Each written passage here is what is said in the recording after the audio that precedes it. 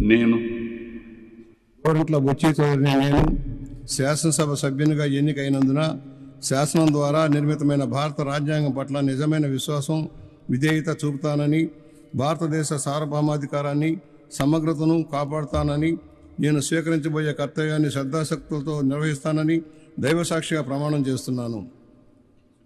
నేను